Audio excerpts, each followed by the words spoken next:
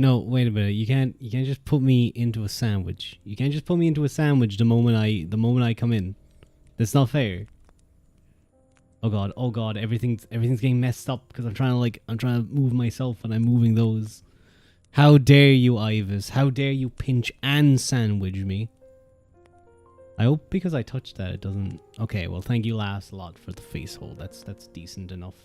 Well, I feel like you might just be pushing the sandwich like more into my face. Rua sandwich. Sandwichy. Okay, I may have messed this up. I need to move these. Get off of me. Get off of me. There we go. But hello everyone. Hello. I hope you're all doing very, very well. It's nice to see all of you. It's nice to see Sari always protecting us. What a good bot. It's nice to see Laughs a lot. It's nice to see Ivis. Good old Brewer Smush. What the fuck? Oh, okay, maybe I forgot how long this was. because I got rid of it. Then the redeem ended. It instantly put me into the sandwich again. It instantly put me into the goddamn sandwich again. Now I have extra butter in my face. God damn it. But I do hope you guys are doing well. It's kind of warm here. It's getting hot again. Not as hot as it was beforehand, but still like a not I'm not too happy kind of hot, you know? That's why I'm not doing like a game today. I want to try and stay somewhat cool. You got in the pub. Got in from the pub like 3 minutes ago. Oh, very nice. Oh, 2 seconds there.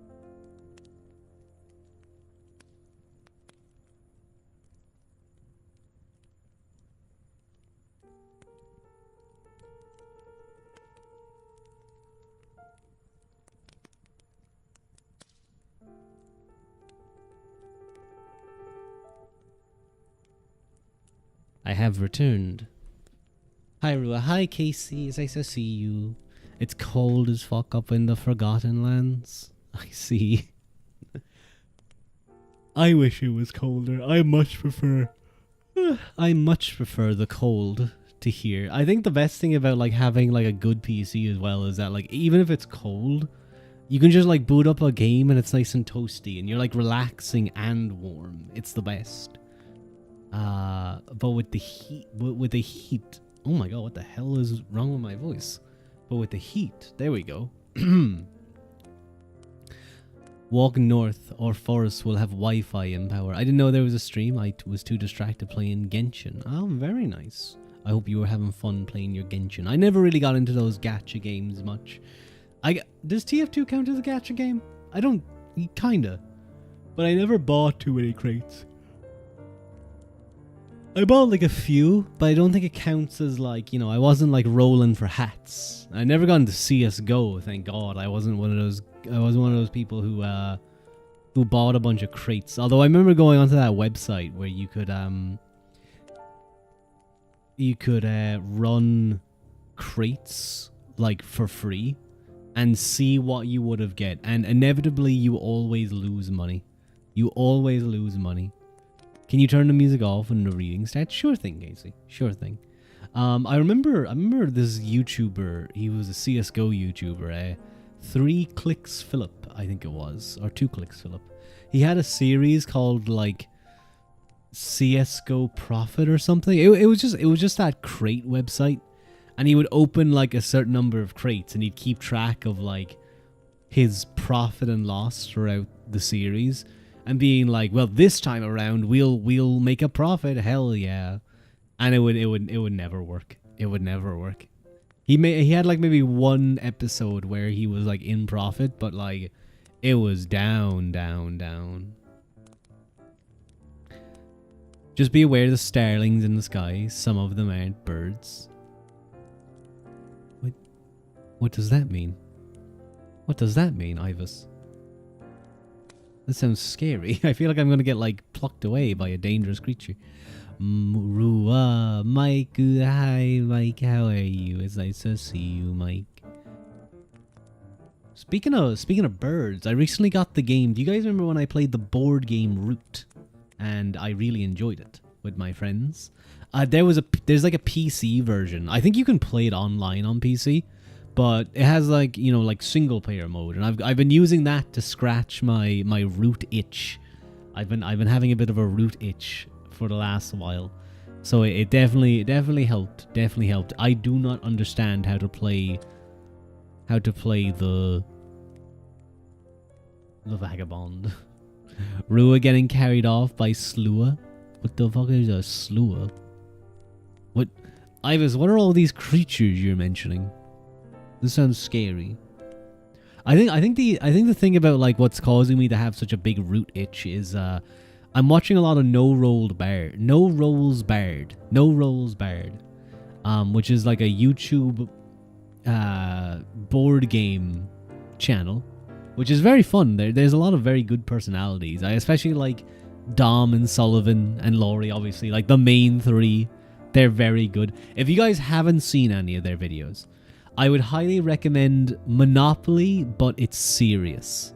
I think that is the first video that I watched from them, and it got me absolutely hooked. It is very, very funny. It's a bit of a slow burn. But then it starts, like, I'm already laughing thinking about it. But then it starts to kick up, and it just gets so good. And it comes from them. They have a load of like Monopoly bot series. Not like ass bot, like bot. Monopoly bot communism is one of their popular series. Where they take Monopoly and they just kind of mess with it. But people were always saying, I wish they just play a normal game of Monopoly. I wish they'd take it seriously. So they did the serious Monopoly game. It's a 10 out of 10 video. Bring back Valko. Hello, Root. How are you? Evil Fey host attributed to the flocks of starling birds, soul stealers, and the like, native to the Forgotten Country. I see. I don't want to get taken out by Slug or Sluag. Bring back Valko. I don't know what a Valko is, so I can't bring it back. I'm sorry. I'm sorry, Bjorn. I'm sorry. Have you guys been enjoying the World Cup if you've been watching it? He's dead, Valko. Oh wait, Valko is the guy. Is the lads guy, isn't it? Or am I like completely forgetting a funny bit that happened in a prior stream? He's dead. Valko's not coming back. You're not sorry. I enjoyed it far too much. I'm sorry, guy. I feel like maybe my brains. It's the lads guy. It is the lads guy. It's the lads guy that Haru was crying over. That they killed him. They brought him out. There was backlash, and then they took him behind the shed, and a shotgun went off. I ruined Haru's day when I told her they shot him. Women are not backing down. He's coming back. This is a very interesting situation because now there's like a group like clawing for him to come back. It's been a week. They keep harassing Infold. I feel like what do you do in this situation? You get rid of him, you get harassed. You don't get rid of him, you get harassed. What if I really don't know how you would deal with this. You're not winning against the Chinese market audience. No, you know what? Yeah, that's probably true. That's probably true. You're not winning against all those whales in China. All those ladies there. The narrative has shifted, but has it shifted in China though? That's the question. Do they still hate him? The ongoing narrative is that it wasn't the majority of the Chinese ladies, just like a loud minority. Is that what the argument was? Permission to pass monster context via DM. Sure. Sure thing. Go right ahead. I'm a little bit upset right now. My background isn't like white, but it's just meant to be the normal color, but I don't want... Oh, maybe... Not a fan of that one. Anyway. But instead, a minority that orchestrated a hate campaign and bad fate. Well, It seems they were very loud. It seemed like they were very consistent and very loud. So the worrying thing would be is that they would be able to keep that pressure on a bit more consistently. Smaller groups are able to be more consistent in their messaging and kind of keep ideological purity, while larger groups may be able to affect immediate, like, you know, they may be able to go like, look at all of us. They may not be able to keep up the pressure because people would get eepy or like just tired in general. Using minute details from different characters that they could use as a controversial and act like it belonged to Valco to get him taken down and throw dung and harass Infold. I see. All this over a pretty anime boy. I hope someday that I may cause such waves in communities. That I can like say something and like thousands of people will be like, did he mean it this way or that way? Did he just insult my culture in this super specific like way that you'd only know if you were from these 2 villages in fucking Mongolia? I'd wail for you, big man. Thank you, Mike. That's very kind of you. Maybe someday I'll do a subathon. Who knows? Hoping the Americans lose tonight. They get caught with their hand in the corruption cookie jar. Oh, was that about that they got a red card and they managed to get it overturned? They managed to get their player back after getting a red card. Oh, wow, amazing. Players often get sent off for what could be not yellow cards. Suddenly it happens to the Americans and they're like, ooh, awaga. No, not fair. Change it. And then it works. Amazing. Pinching emoji. No, don't post a pinching emoji. I know not to post a pinching emoji in reference to like a certain country. If this is true, then Infold will be removing content that both Chinese and global players want because a small portion of people didn't like it and recurred to dirty methods to get rid of him. Huh. Well, yeah, I would hope that like the effort and time and money and work and passion that probably went into designing Valco gets to be realized and developing his path. I imagine that like the artists and like all of the people who worked on it like really hate seeing that it's caused all this issue and it doesn't get to be shown to people. Ooh wah wah wah ooh. Yes, Mike, exactly. Ooh wah wah ooh. If only Infold would go ooh wah wah ooh, then everyone would understand and just agree with them. Sometimes you gotta throw a curveball. Personally, I think the Valco situation is one of an upset priority. I think the American government should get involved.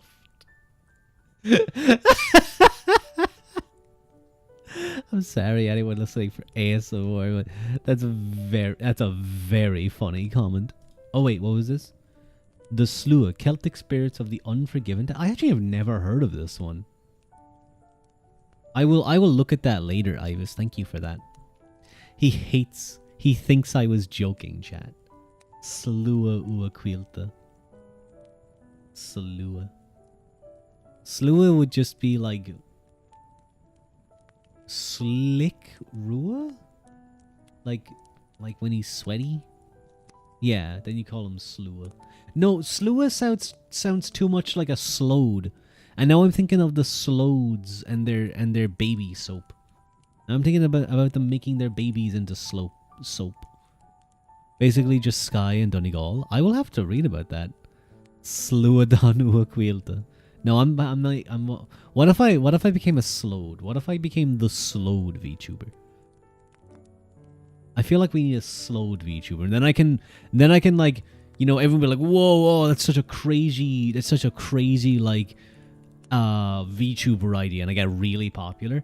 But I use that to infiltrate like loads of different groups, and then I spread a malicious software that like destroys VTubers, and it's my version of the Red Plague or whatever they called it in Skyrim again, the deadly disease that like killed half of Tamriel.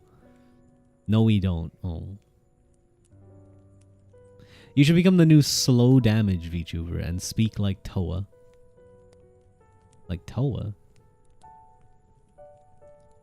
I know of multiple Toas, I'm not gonna lie. Slow damage VTuber. Do I just have a counter up in the top left that's like how much damage I'm taking throughout the stream, and it's like that dictates the length of the stream. It's like a health bar. It's like the Minecraft health bar, okay? Down in the corner there's the Minecraft health bar, and it will like there's like a 1 in whatever chance every minute for it to tick down and like lose health. And I like every time it happens, I get like shocked. I'll have like electro things on me. I'll be like, ugh. And then at the end, when I die, I have to instantly end stream. That seems like a good idea. That seems like a good way to do that.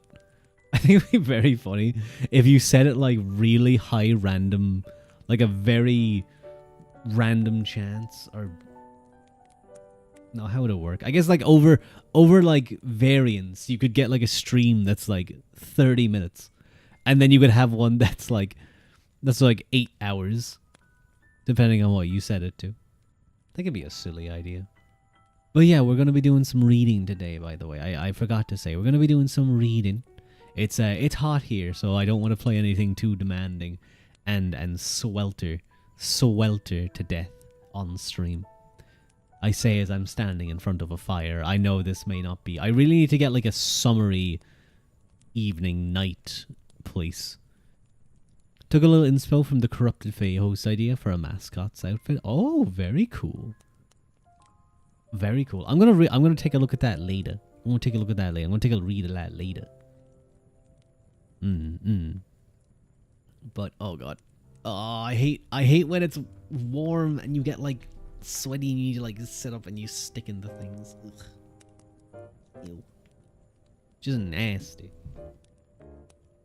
I made a mistake on Sunday. I went to bed late and I didn't wake up until like 2, like 10 past 2. I slept through the alarms and then I woke up and I was like, oh shit, that's like most of my day. Not most of my day, but that's a lot of my day gone. And then it made it very difficult to get to sleep yesterday. And so I had to really drag myself out of bed. But I got there and I'm like more awake. I'm more awake now. So I'm not too bad. I just hope it's meant to not be too hot in the night. So I'm hoping that is the case and I don't melt. Because that's the worst part. I haven't slept properly since Friday. 3 hours, and 5 hours this morning. Please try and sleep properly, Ivis. I do similar though. Not to that extent, but I definitely I sort of like shift my sleep schedule over on a Friday. I sleep in on Fridays till like 11:30, 12. But like I shift my like awake time into the night. So I still get like 7-8 hours of sleep. So it's not too bad. I think anyway. But yeah.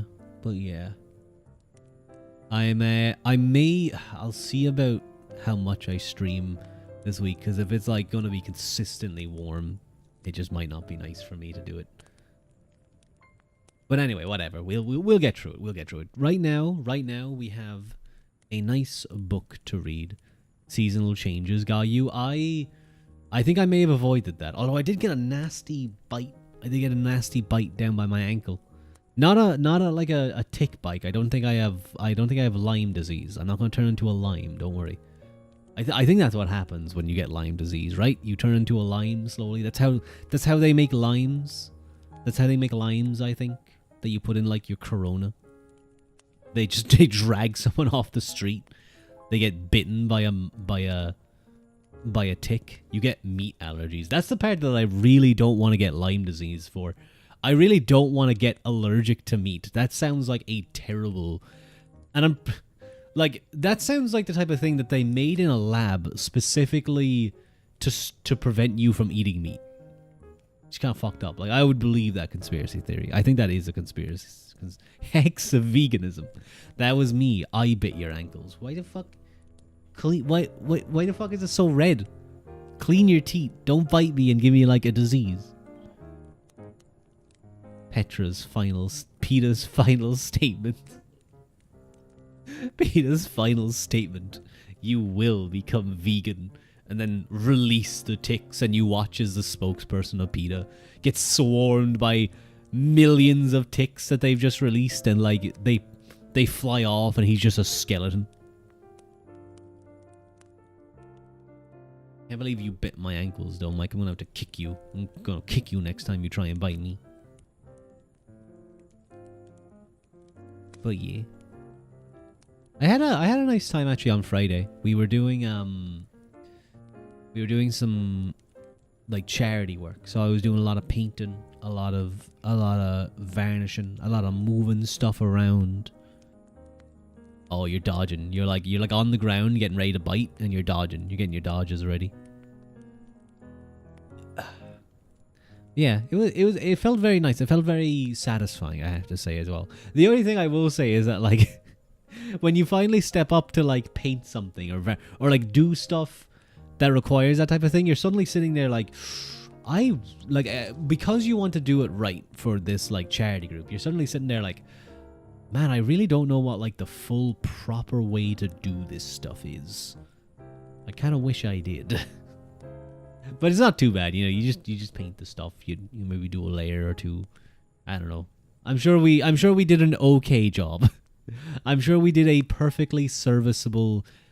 Probably like 2 days later they'll hate it and they'll wish they never got us type of job, you know. But they're a charity. They have to accept it. You can't talk down to a person who's trying to help a charity.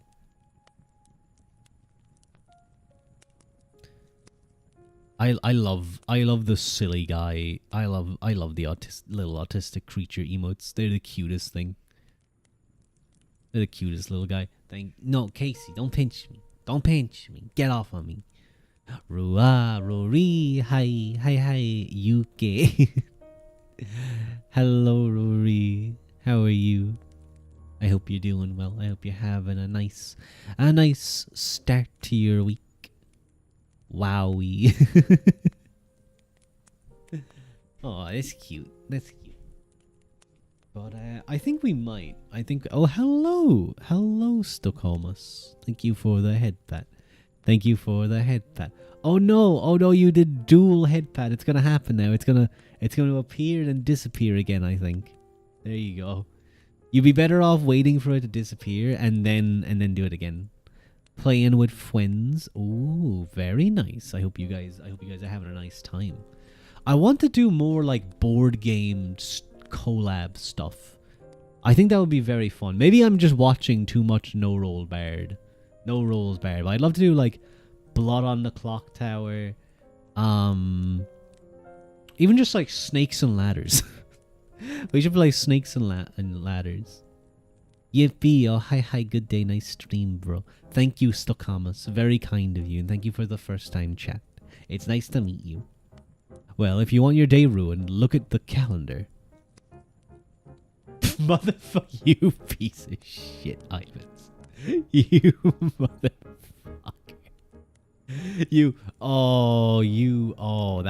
That's very mean. That was a very impressive.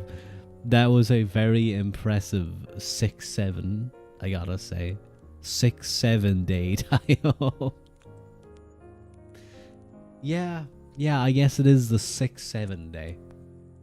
I have to put up with it for today. Even if Haru comes in and starts doing it, I'll have to put up with it. Inam tuju dayo. What does that mean? Does that mean 6-7 but in another language? But I think today we might get into the reading. We might try and get a nice chunk of the Malay. Ah, very cool, very cool. Was my pronunciation good?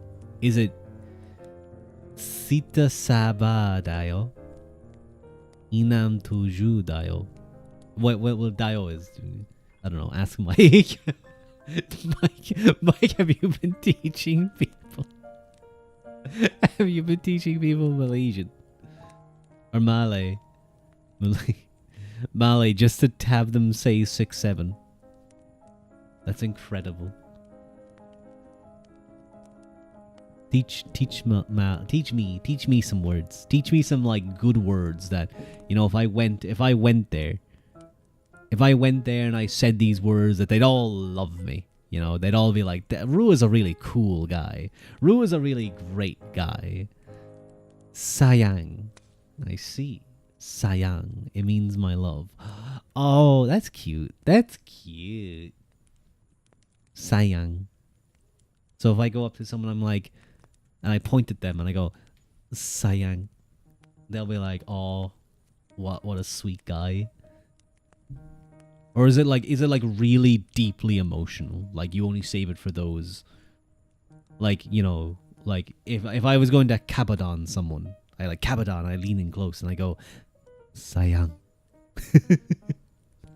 Who knows what I'm saying? Maybe I'm just saying like a slur. It's yeah, it's a Kabadon word. I see.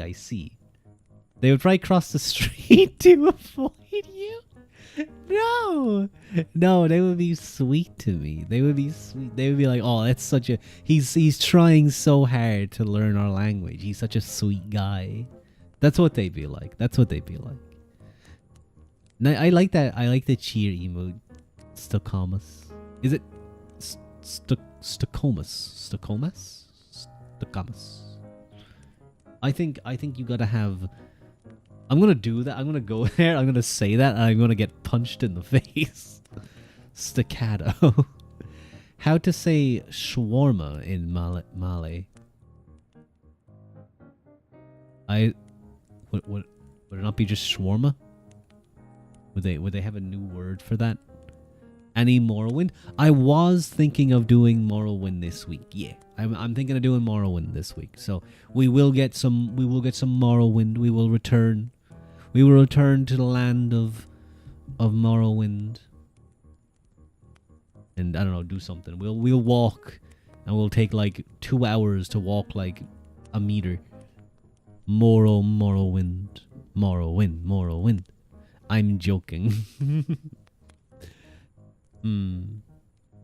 I think a word I just always really liked in Irish. I think it means owl. I'm pretty sure it means owl. Is Ulcavan. Ulcavan? I think that's it, isn't it? Owl in Irish. I'm pretty sure. Yeah, Ulcavan. Ulcavan, maybe. Depending on how much you want to get the back of the throat working. Yeah, Saint Comas or Comas, don't worry. Ah, okay, I see. I'm sleeping in the background but listening to your stream. Thank you, Comas. That's very kind of you. I hope you enjoy having me in the background. I think a lot of people do. Should have taken the steed side. Maybe I should have. I should just like get a permanent enchantment. No, I should just like improve my resist magica ability. And then just like be able to wear the boots of blinding speed. That's such a funny job. Like whoever came up with that is so good. Whoever came up with that artifact, with that item deserves a raise. Can I enjoy having you too? Huh? I don't know about that one. He horses around too much already. I don't know about that one, Mike. Thank you so much. I like listening to whatever he says. Thank you. I like listening to whatever I say too. Because I think I'm the best person to listen to for all things. All things. Even like random, very specific. Like if I gave my opinion on the Valko situation, it would be the correct opinion, regardless of the fact that I have never played lads in my life and I didn't even recognize that Valko was his name. You could tell me 5 things about like the situation, I'd tell you what the correct thing would be. Clearly they should turn him into a woman. And make him a rival to you for the other Vals. Not Vals. For the other... shows where my mind was going. For the other lads boys. It's true. It's the best. Thank you. I think that would be the best idea. You turn him into a wolf woman, and suddenly everyone can like get behind it. It'll work. But. I think we've been chatting for a little bit. We've been chatting for about 30-ish minutes, half an hour. I think I'd like to get into a little bit of the reading today. That's the best idea I've ever heard. Thank you. I'm glad that you guys are in agreement. That you guys you just understand. You just gotta trust Ruadh. Believe in Ruadh. What would Ruadh do? You gotta ask yourself. Book. Okay, fine. You get some ASMR book sounds.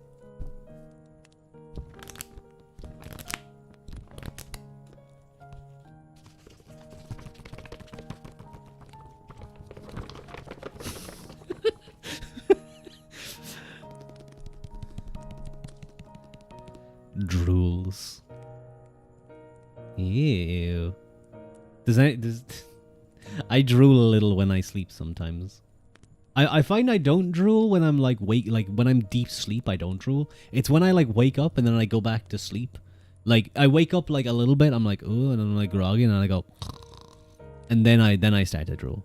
Then I drool a little, and then I wake up like oh ew, and there's like a wet spot on the pillow. You gotta turn it over. The emote menu has dark mode now. That's neat. Wait, really? I thought it always had dark mode. Or maybe that's just because I use OBS. I really need to set up fucking short, like vertical streams. That just came to my mind. I really need to do that. I need to set that up. So that I can be like streaming to vertical like YouTube shorts live mode, and Twitch I guess has that as well. I need to get into more short making too. God, I'm so bad at being a VTuber. Anyway, let us get into the reading for tonight. Back to our book, Brian Boru and the Battle of Clontarf. When last we left off, we were looking at the Koga Galarigalov, sort of the book that was written that really sort of bigged up Brian Boru, let's say. It really kind of buffed him up and made this kind of grand narrative about his triumph. Hello, Sunday. It's nice to see you. Is ATM still the go-to for the streaming? Oh, never mind. Ignore me. You can ignore me. It's okay. It's okay. Don't worry. Also, hi, Pixel. Hi, Sunday.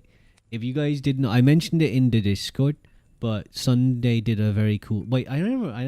Wait, do you prefer Pixel or Sunday? Just wanted to thank you for joining me this weekend. Yeah, so Pixel did this really cool thing. Pixel did like... You ever see those at conventions where they'll have like a motorized Sunday these days? Good to know, Sunday. They'll have like the VTuber on a screen on like this little thing that moves around. Sometimes it's like motorized or like, electrical powered.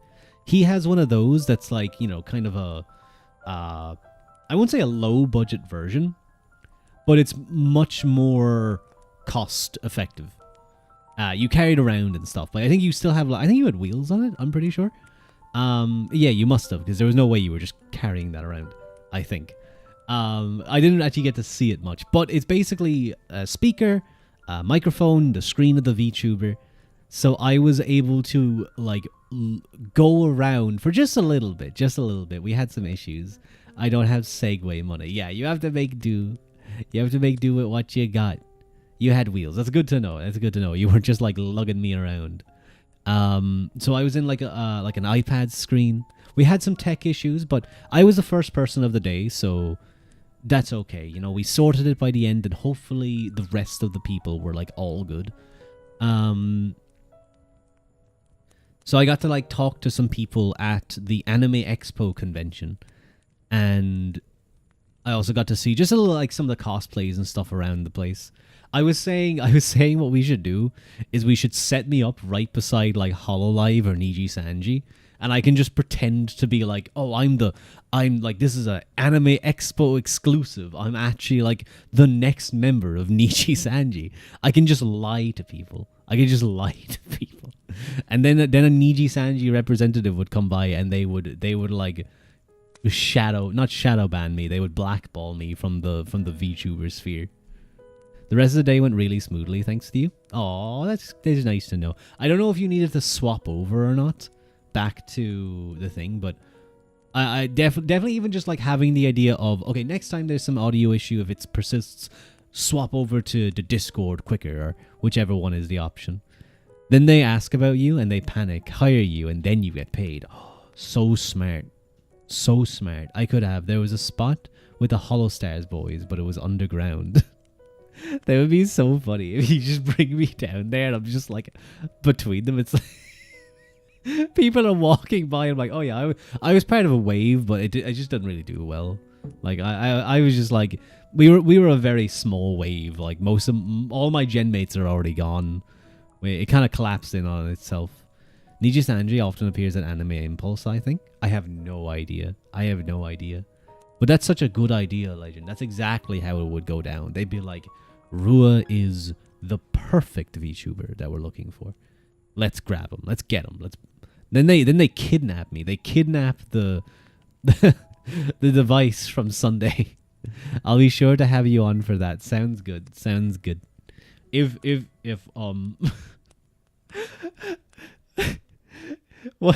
What if you were able to go? What if they had like a stand of my Oshi? What if they had a stand of Genzuki Tojiro? What if they had a stand for Genzuki Tojiro? Would you bring me to my Oshi so I'd take a picture of me? I'd take a picture of me next to my Oshi. Of course, that would be amazing. Next time that occurs. Although it would probably be difficult because Genzuki's one of the Japanese ones, but he could have like even just like a cardboard cutout. I'm just imagining like you like standing in line for a while and then like, you know, the VTubers sitting there like in front of a camera like interacting with all the people that comes in. And then they watch you. They see you like awkwardly like trying to fit this thing in through like some curtains. Like, oh, there we go. And then you bring it in front. You step back, and there's just like a grainy ass video of me being like, "Hi, it's nice to meet you." I don't know why this is such a funny idea to me. Oh, hi, Jen. It's nice to see you. Oh my god, hey. I did something like that before. Oh, that's so based. I love that. I love that so much. How are you? I'm well, Jen. I'm well. I'm warm, but I'm doing okay. I'm getting through it. Got an idle cheeky with the screen. Oh, cute. You could like take the iPad out and like kind of like pretend to hold it up against the cardboard cutout so it looks like my Oshi is like cradling me. This was before I had the stand as well. Ah, so you were just standing there holding the iPad? You were just standing there holding the iPad towards the camera? That's very cool. I have my Kofi. Oh, you got some Kofi. Or do you mean Kofi, like the commission thingy? Probably not. You might just mean coffee. I had a pretty bad day today, so I'm really happy to see you. Oh, I'm sorry to hear you had a bad day, Jen. I hope just like having me around is able to improve it a little. That sounds very. That's a genuinely egotistical thing to say. I know I joke, but that was like, oh, just keep me around. I'll improve it. I'll make it better. Just make sure I'm there. You'll feel better. I thought about the same thing. Vietnamese Kobe. I see. So Kobe is what he's got because he's replaced the Vietnamese and with B. So it must be Vietnamese Kobe. Mike, no, don't get COVID. No. Don't get COVID. That's COVID. That's bad. The last time that happened in like a place in Asia, things went very, very poorly. Having Ruadh will make you feel better. Don't start this having joke. Don't you dare. Don't have me. Kobe dunks on you. Oh, what's Kobe? typed in Kobe. I typed in Kobe and just Kobe Bryant came up. That's not who I meant to. Oh, sorry. I see now. I know what you mean. The music isn't off. It's just very quiet. But I'll be. That's exactly. You're having Kobe Bryant dunks on you. Oh, well, you did say dunks on me, Kobe. Oh my god, I'm so dumb.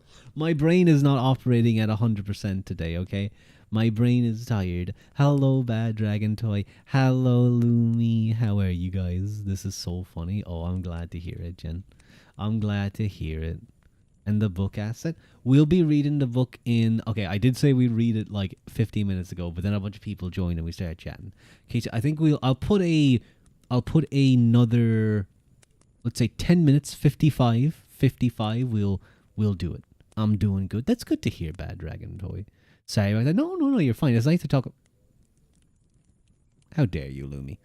It was nice to talk about the stand thing. Even though we only got like 15 minutes of it working, it was still really cool. It's so awkward. It's so awkward talking to someone like an actual person, screen to person. What happened to reading 50 minutes ago? People joined and I got sidetracked and I got it just kept talking. Maybe it wasn't like 50 minutes ago. I think it was like 10 minutes ago. Don't poke me, Legend. Don't poke me. I gotta get you on again for more events. Yeah, that would be cool. That would be pretty cool. Maybe that's how I grow famous, by just being like the guy that people know who goes to events. Definitely if Hollow Stars will be there. I think you should definitely talk to, I don't know if you know Diamandis, but Niji Sandri. No, some of the Hollow Stars they're cool. They're cool. They've ditzy brain. It's okay. My brain's kind of ditzy too. I got sidetracked playing Genshin. Oh, that's okay. Or almost all day I hanged out at a neighbor's place. Wait, chilling all day? You hanged out at a neighbor's place for a bit? Nice. It's not cool. They're dead. I'm sorry. Like that is a very sad story when it comes to the Hollow Stairs. They are they are dead. they have basically been told they will no longer get any more support, and like at this stage they're completely dead. Is there even any of them left? I don't keep up much with them. Are any of them just kind of chugging along, doing their best? So many falling stars, so many wishes. It's very sad. Well, maybe like out of those falling stars, some of them will like re-emerge as, I don't know, supernovas. Half of the crew. Okay, that's okay. That's enough. That's enough to get you through just a bit until more of them leave. I don't want to say bad things, but you know, losing half the crew and, you know, being told that like you basically don't matter to a company is pretty demoralizing. I wouldn't be surprised if more of them leave. It's kind of fucked up. It's really fucked up. Can't believe they did that. Just weird. All day from yesterday's woodcutting and arm wrestling with a friend. I remember I used to arm wrestle a lot. Not like the professional arm wrestlers. I just like, we'd always be arm wrestling and stuff. I was decent enough at arm. I was pretty good. I was like someone to beat in arm wrestling, you know. IP emote. IP. She is peeing out her eyes. That's a lot of water. Ruadh strong. I try to be.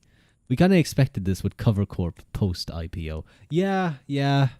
When things start going IPOs, that's when things start going bad. You should read now. Casey's gonna get angry. Maybe I think I should. I think I should read because it's been about 50 minutes. I think I do want to get into the reading too. I kind of started like slightly earlier. I destroy you now. I need to talk about the fans of male VTubers more. Drop the IPOs and crack open an IPA with the boys.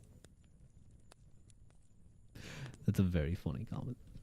Oh wait, my book is upside down. There we go. I never arm wrestle. I'm very weak in that. Don't have basically any practice. Legally allowed to vaporize any streamer who takes more than 30 minutes to start their content. You'd kill a lot of streamers, I think. I think you'd wipe out at least half of them. At least half of them.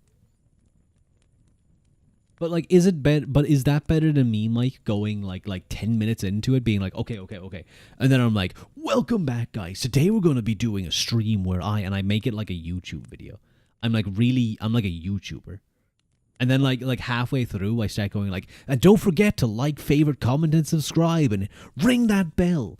Ring that bell. Make sure you ring the fucking bell. But yeah, make sure you ring the bell so that you do actually get notifications. That's very important. Yeah, it's okay, I guess. I give 5 shawarma, have mercy on me. Chat, this paragraph is poggers. You're not going to believe it. No, I'm not going to read this like a fucking zoomer. I'm just imagining I'm reading through this and I'm just throwing in random zoomer words here and there. That would be very funny. And I'd really misuse it too. I'd be like, he really 6'7'd those Vikings, didn't he, chat? Okay, I gotta turn on... Hang on. It's getting kind of like warm, so I'm gonna turn on a fan. I'm gonna be nice and chilly. And then we're gonna get into the reading. Brian Bussin' Blue.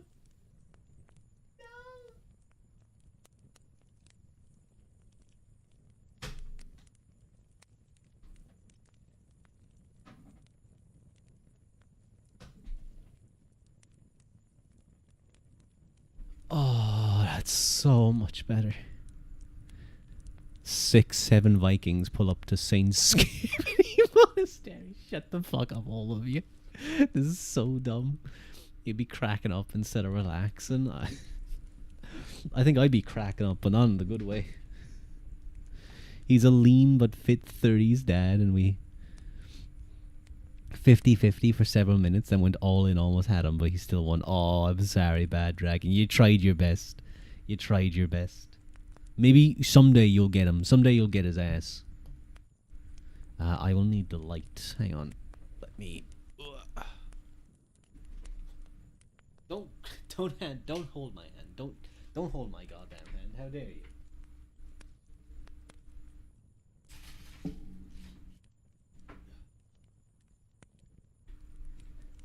Oh, the fan is just like so good. I don't think you guys can hear it, but it's happening, and it's the best right now. I'm gonna turn it up slightly higher. Oh no, you can hear that.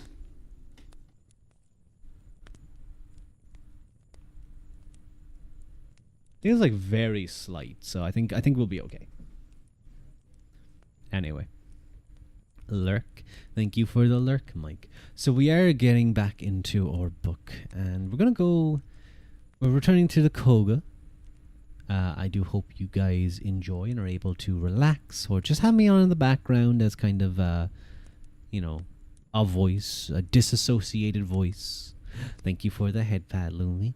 You need to go draw some buildings. Do your best, Mike. Draw the best buildings. Make sure they're good enough not to get rejected from art school. We know how that went last time. Anyway.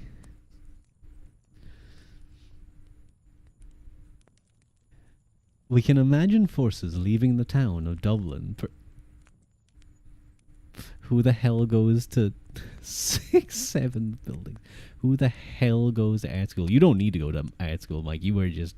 You are so good at drawing. Anyway, reading time. I'm blocking the chat now. We can imagine forces leaving the town of Dublin, perched on the hill where Christ Church and the castle would later stand, heading over the Liffey Bridge into the suburb of Oxman Town, which was already beginning to take shape of the north of the Liffey, then heading northeast through what is now Summerhill and Ballybow, and crossing the Tolka, there by the means of the bridge recently constructed by Dubgal Mac Amleb to facilitate communication with his estate at Balia Dubgoil. It is interesting that a map as late as Charles Brookings of 1728 calls the principal left turn in Fairview, reaching across after crossing the road, not by the present-day name Malahide Road, but rather the Road to Buldoyle. The Coga then presents a lengthy eulogy of Brian's son Mirked, who is described as the last man in Ireland who had equal dexterity in brandishing two swords, a Hector, a Samson, a Hercules, a Luglamfada, who sprang over every obstacle, laid bare every brave head, and exterminated and expelled the foreigners and overseasmen out of Ireland.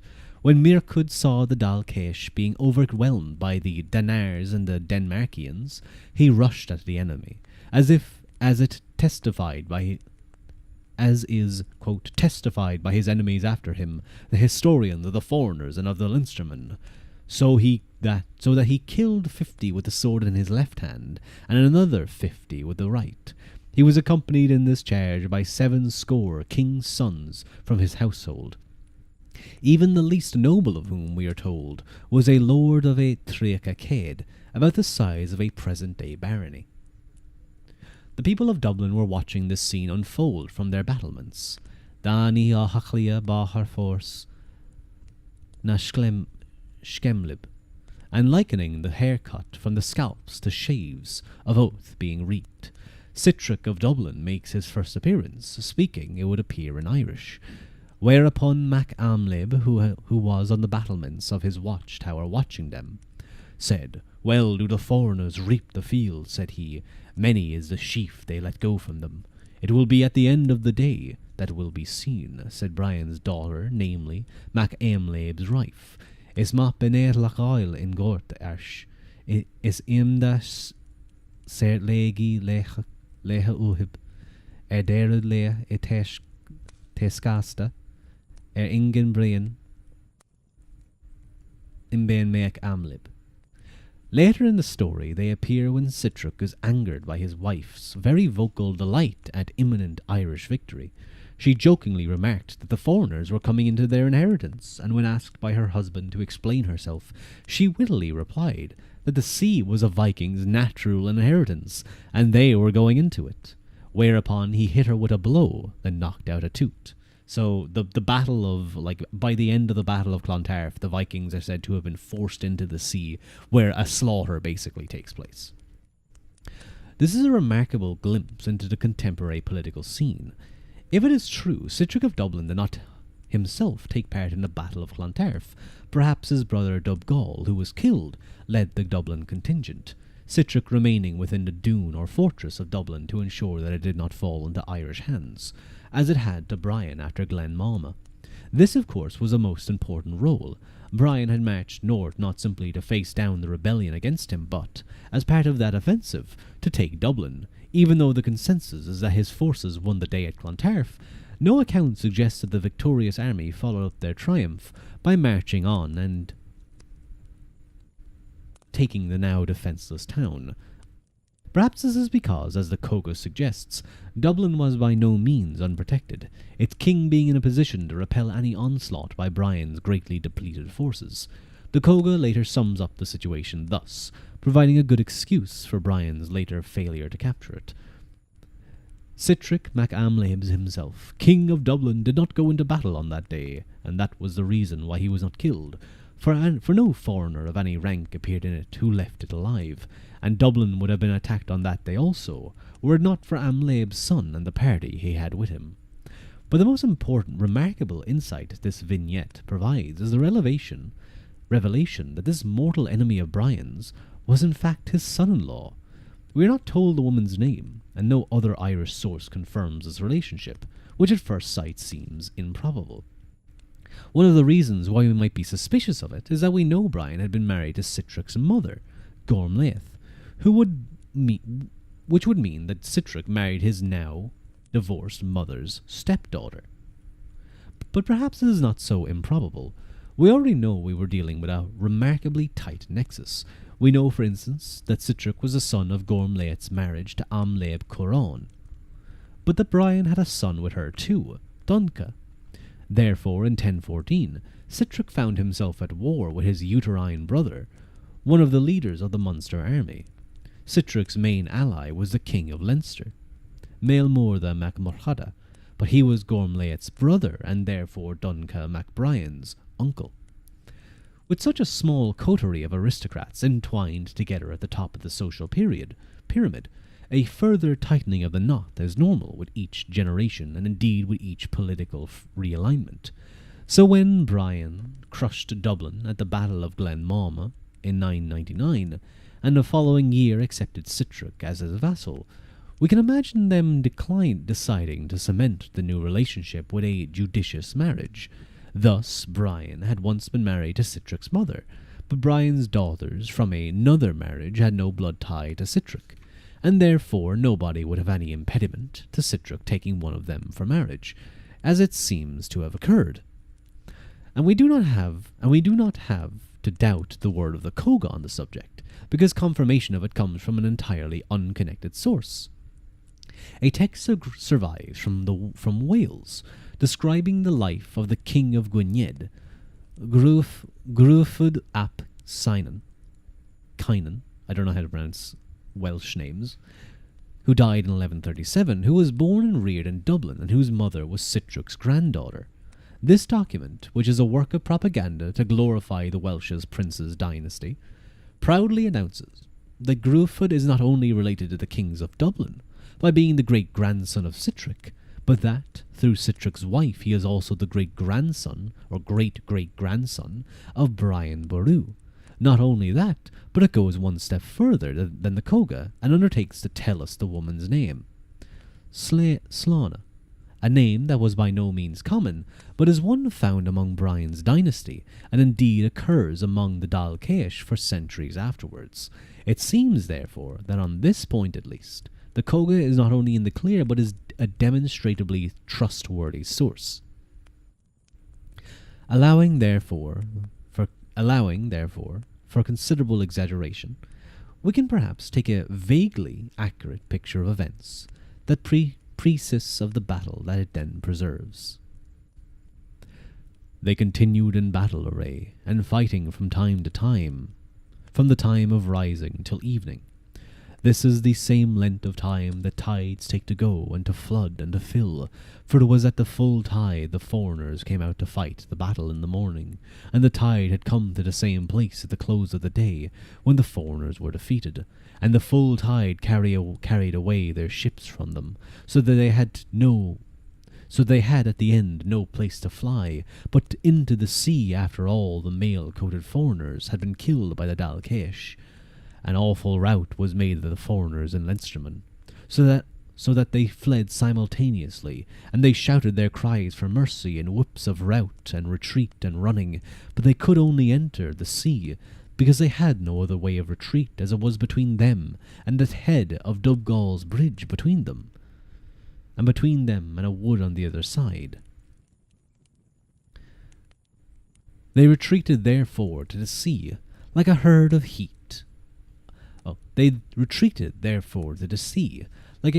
cows in heat, from sun and from gadflies, and from insects, and they were pursued closely, rapidly and lightly, and the foreigners were drowned in great numbers in the sea, and they lay in their heaps and their hundreds, confounded after parting with their bodily senses and understandings, under the powerful, stout, belabouring, and under the tremendous hard-hearted pressure with which the Dalcaish and the men of Connaught, and as many as were also there of the nobles of Ireland, pursued them.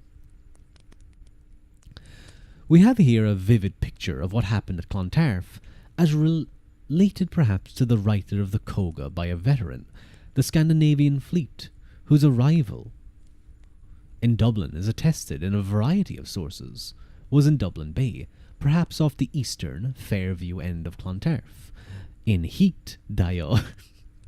No, not that about the heat. They're always talking about like being hot from the sun and from, the cows. They want to get away from the flies. Cows are really cool. I like walking past cows. They're very silly little guys. Well, big guys, big women. Unless there's a bull. These Scandinavians linked up with the Norse of Dublin and the Leinstermen, their vessels being availed of the full tide to make a landing. Battle began at first light and raged all day. But as the tide receded, it drew the Scandinavian vessels with it, and scattered them about the bay.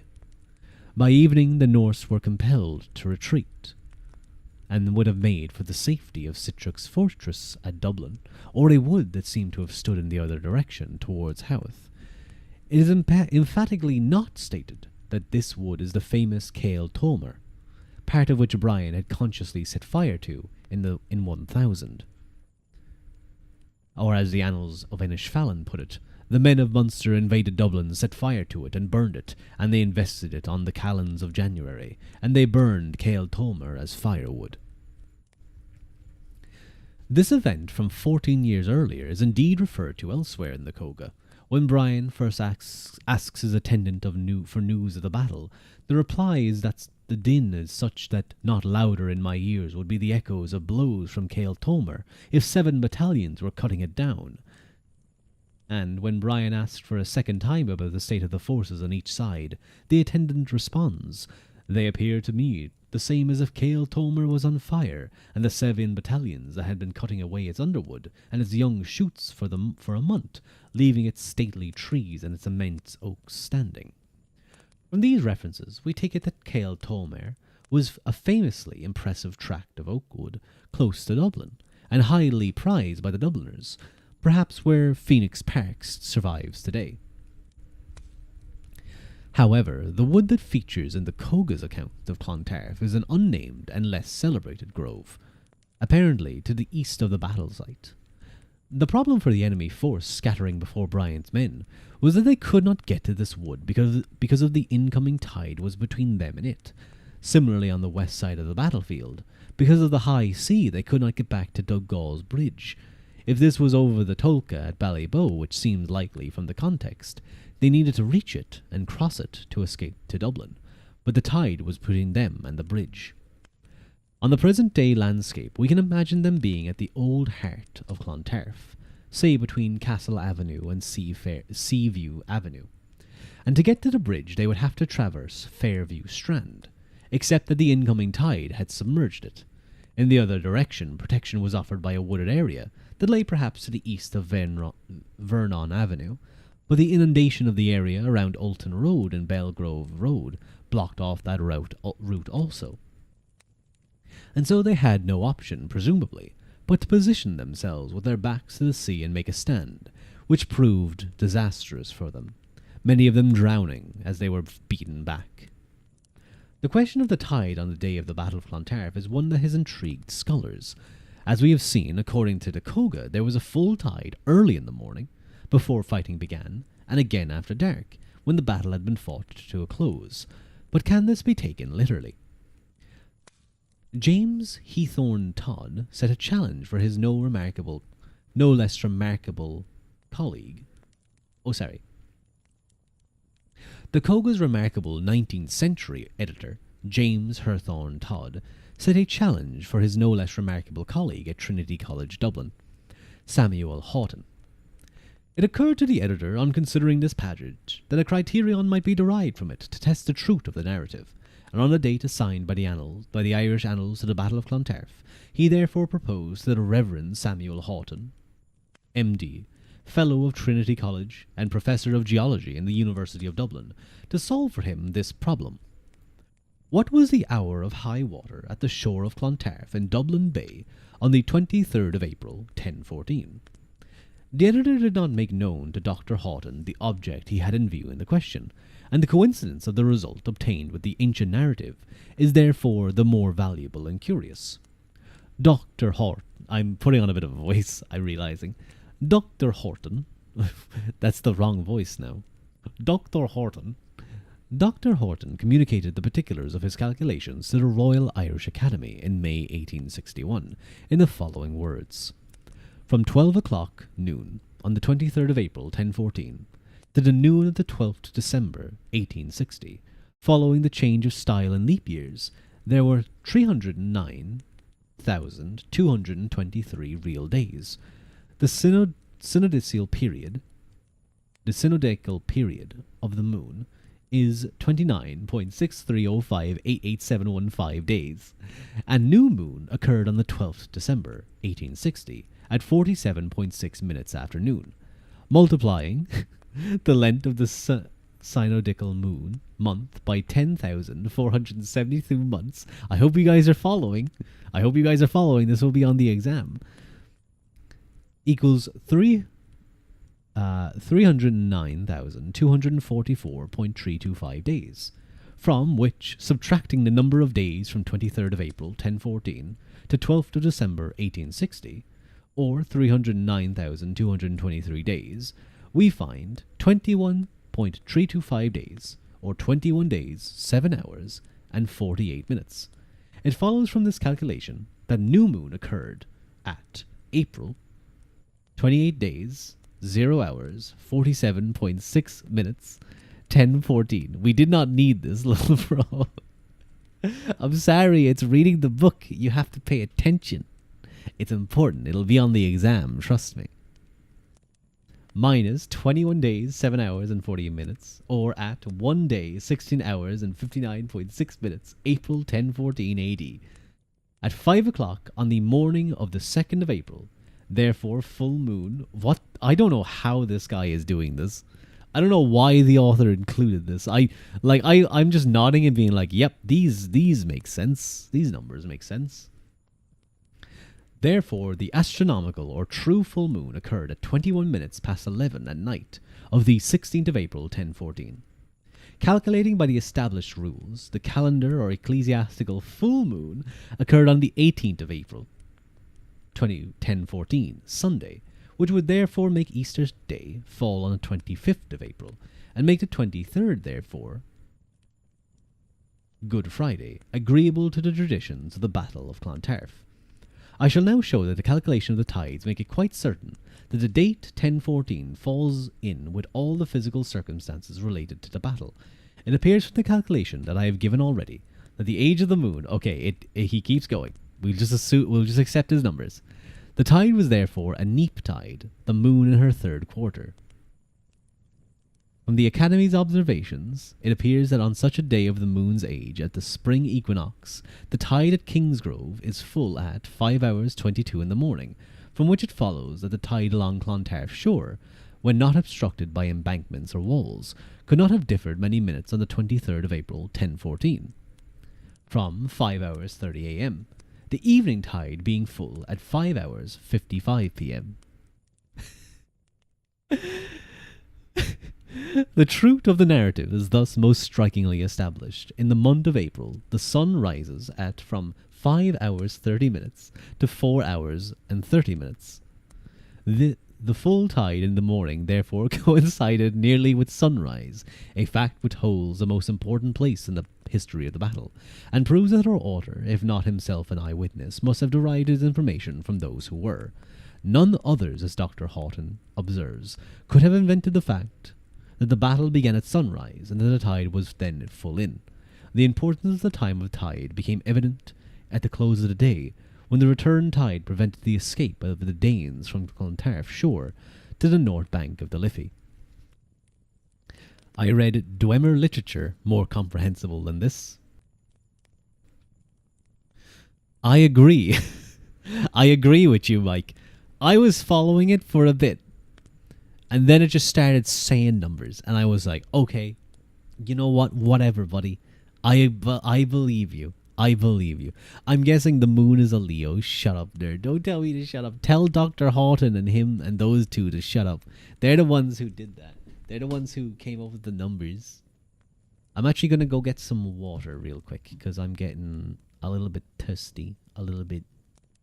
Where's my water? Where's my water break? That's my bathroom break. That works.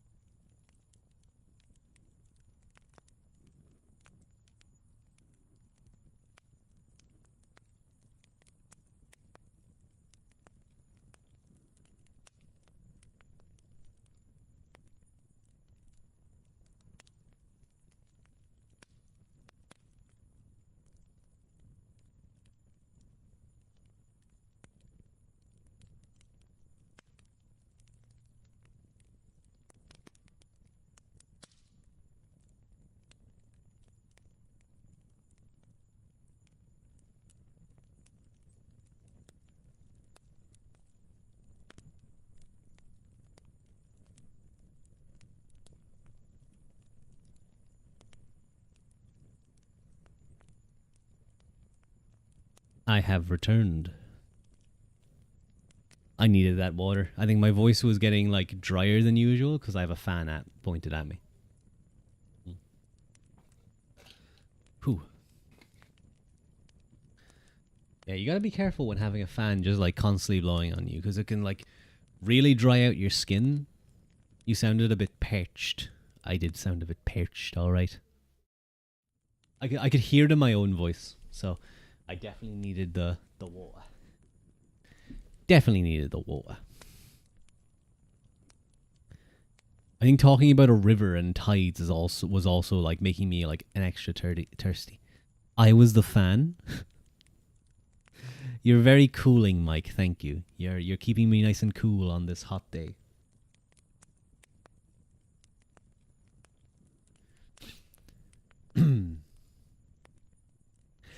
It was a wonderful feat of mathematical detective work. The adoring fan who blew. I don't remember that voice line. I don't remember that voice line, Mike. I don't remember. No. No. It was a wonderful feat of mathematical detective work, which confirmed Todd in his view that the Koga was a Oh my god, Todd. I forgot that someone's name was Todd in here. Now all I can think about is Todd Howard. I'm just picturing Todd Howard ranting about rivers now. Which confirmed Todd in his view that the Koga was a faithful record of all that happened at Clontarf. And when he produced his own magisterial edition of the Koga, hello, sweet Siren VT. Welcome in, welcome in. Thank you very much for the follow. Nice to meet you. I hope you're having a nice day. We're just doing a little bit of reading. Where was I? His own magisterial edition of the Koga a few years later, the ready availability of so valuable a resource led to numerous other investigations to see what a careful reading of the text could tell us of the events. Studies such as Thomas O'Gorman's essay on the site of the Battle of Clontarf, 1879, Patrick Trainor's inquiry 20 years later, where was the Battle of Clontarf fought, Arthur Uaclarig's study of 1905, J.H. Lloyd's 2 years after that, and Thomas J. Westrop's booklet King Brian, the Hero of Clontarf, and many more since. It's Kyring, don't mind me just napping here. Oh, that's nice to hear. That's nice to hear. I hope you're having a lovely nap. I hope you're having the nicest of naps. But thank you very much for the first time chat, too. It's very kind. I always appreciate it. No, wait, I need to... There we go. Ooh, I moved my... Hey, I can see chat again. Have some nice naps. God, I love naps. They're so good. Apart from the fact that we rely on the Koga because beggars can't be choosers, the fact is that it has some extraordinarily enticing detail. It describes, for instance, the Irish assault in which Brian's 15-year-old grandson, Teirdelbach, lost his life. Teirdelbach, son of Mircud, son of Brian, went after the foreigners into the sea, and the rushing tide wave struck him a blow against the weir of Clontarf. Kotuk in Buni, Roberta Buli fair im kerid Cluna Tarb. And so he was drowned, with a foreigner under him, and a foreigner in his right hand, and a foreigner in his left, and a stake of the weir through him. Is that like that has captivated me. The next sentence is from the author saying, and a detail like this is bound to captivate, but it's reminding me of the story of oh god, why can't I remember the names? I think I've had so many like names thrown at me.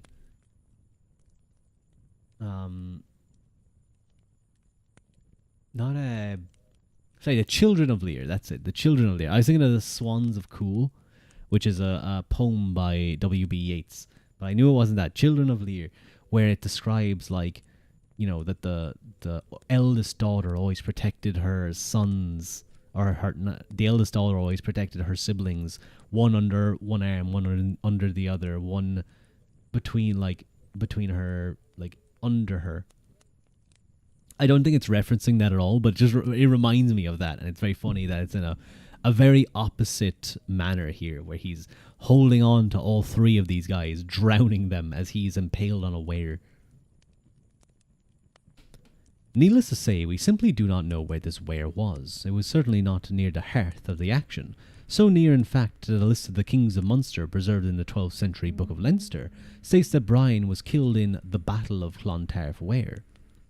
The battle itself, therefore, was contested in the immediate environs of the Wear. The Coga's editor, J.H. Todd, states that this ancient salmon wear is supposed to have been at the present Ballybow Bridge, on the road from Dublin to Clontarf. This, however, is not strictly in Clontarf, and it is unlikely that a wear at this site would acquire the name Clontarf Wear. It is possible, therefore, that the wear in question... am I pronouncing that correctly? I feel like I am, but there's also a part of me that's thinking I'm not, and I'm saying it so much. Weir. I'm saying where. So weir. Gotcha. It is possible, therefore, that the weir in question was not a barrier of wooden stakes across the River Tolka, but was similar to the estuarine fish traps found, for instance, in the Shannon Estuary and Strangford Loch, which sometimes have funnel-shaped fences of sharpened wooden stakes driven into the mudflats. One could visualize one of these along the tidal shoreline at Clontarf, and between the shoreline, which survived until the 19th century, now forming part of Fairview Park, and young Tairdale Bach being hurled by a wave onto one of its stakes. Shortly after Tairdale Bach's demise, it was the turn of his father, Mircud. It was he personally, the Coga said, who slew Earl Sigurd of Orkney, but it was in the act of beheading one of the Earl's comrades in arms, Mac Ebrach, or Elbrick, son of the King of Loch Lane. The latter drew his knife and gave Mircud such a cut that all his entrails were cut out and fell to the ground before him, and he died eventually at about sunrise the next day.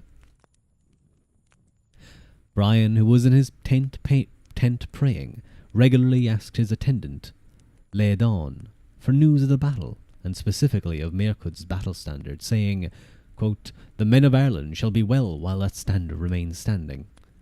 Because of their courage and valour shall remain in them as long as they see that standard." The first 2 times Brian asked, the attendant reported that Mircud's banner standard was flying high, but at the 3rd time of asking, he reported that the standard had fallen, and that Mircud was dead. Then a version is told of the story preserved in the annals of Loch Key, that Brian had been visited the night before by the fairy woman Aebeen of Crea, who had foretold his death, and that whichever son he saw first would be the one to succeed him. Just as Brian was saying this, Broder and 2 warriors came towards them, whom Brian saw to be the foreigners of the armour, Goil na Lochrok, whereupon he unsheathed his sword. One of them, who had been in Brian's service, recognized him and shouted, in what seems to be Old English rather than Norse, which would fit a background in York. And again the author is showing off his linguistic prowess here. Sing, or king, C-I-N-G. This is the king, ase so Henri, to which Broder replies, king, this is the king. To which Broder replies, no, act priest, adding, "It is not," said he, "but a noble priest." But when the warrior insisted it was indeed Brian, Broder approached him with his axe, and although Brian swung at him, cutting off his left leg at the knee, and his right foot and killing one of his 2 comrades, Broder split Brian's head open with his axe, and so he died, causing the writer to proclaim, "There was not done in Ireland since the coming of Christianity, excepting the beheading of Cormac Mac Cullinan in 908, any greater deed than this, i.e. greater or worse. In fact, he was one of the 3 best ever that were born in Ireland, and one of the 3 men who most caused Ireland to prosper, namely Lug Lam Fada and Fionn MacCool and Brian MacKenneteague. For it was he who released the men of Ireland and its women from the bondage and inequity of the foreigners and the overseasmen. It was he who gained 25 battles over the foreigners, and who killed and banished them, as we have already said. He was the beautiful, ever-victorious Octavian. For prosperity and freedom of his patrimony and his sept, He was a strong, irresistible second Alexander, for energy and for dignity, and for attacks and for battle and for triumphs. He was the happy, wealthy, peaceable Solomon of the Goidel. He was the faithful, fervent, honourable, gallant David of Ireland, for truthfulness and for worthiness and for the maintenance of sovereignty.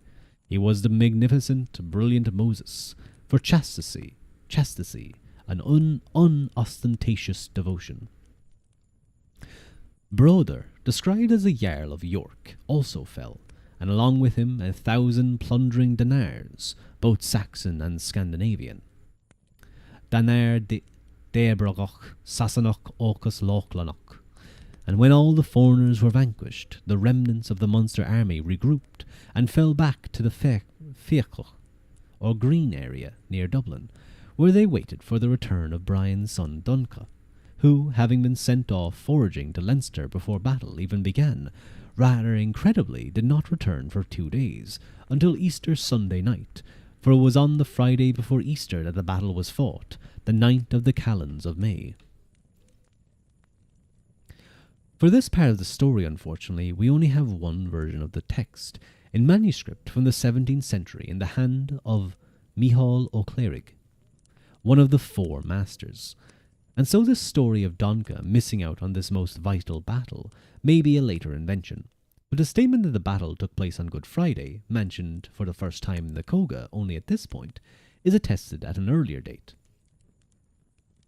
The Irish monk Maranius, or Mael Brigta, Scotus, wrote a chronicle while living in Germany in the decades before his death in 1082, and while he would have known in a general way of the great battle that had taken place while he was still a child, he also met in Germany an exiled monk from Inishkeltra, the island monastery on Loch Derg, of which, as we know, Brian was a prominent patron. It is significant, therefore, that Marianus clearly states that Brian, the King of Ireland, was killed on the 9th of the calends of May, the 23rd of April, while preparing for Easter, having both hands and mind focused on God. Brian Rex Hiberniae Parasecue Pace Feria Vi, or 5. Iex cal me manibus et mente adeum intentus occiditur. I hope you guys like my Latin voice. We don't get it much. We therefore have an Irish source in Germany written within half a century or so of Clontarf that is clear about the Easter connection, and that is replicated in the Coga and in, presumably, independent Icelandic sources, which may have it that Brian did not take part in the battle because he refused to fight on Good Friday, and the combination is surely unassailable evidence for the date, and this had become fixed, certainly, by the 13th century, when the well-known poem beginning Einar dit a Brian Vanba, To You Alone, O Brian of Ireland, was written, which is attributed to Mirduk Albanuk O'Dalig, to which we shall return. Thank you, Stockholm. Thank you, Comas. Thank you, St. Comas, for the hearts. Very sweet. Eep. Good night, Rory. Have a good eep. Have a good eep. I'm going to take another sip of water. I'm getting a little thirsty. God, no malware bites. I don't want to improve my protection. Go away. I don't want to buy your subscription. Don't shake my head. Don't shake my head like that, Rory. Good night, Wowie.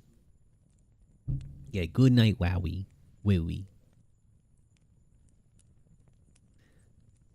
Where were we?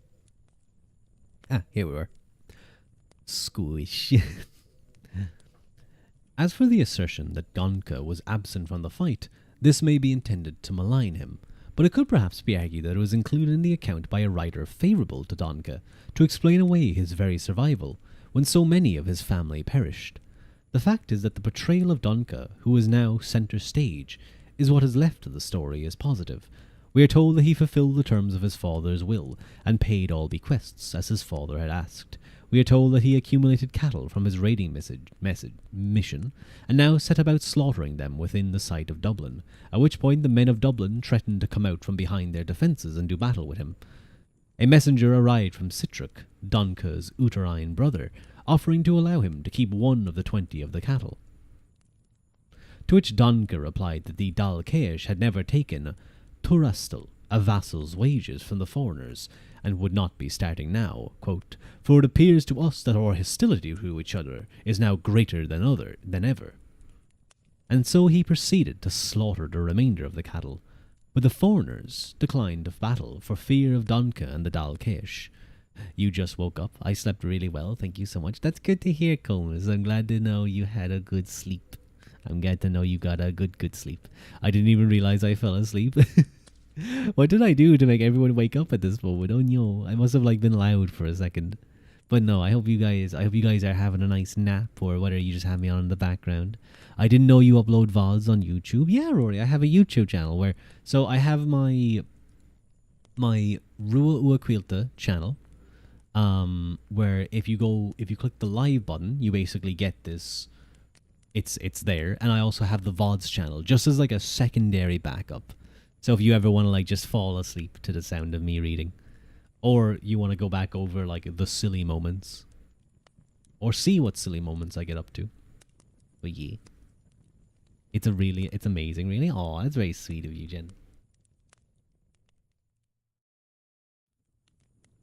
I don't want to dry out my skin. You know what? I'm gonna do something real quick. I'm gonna splash some water on my face.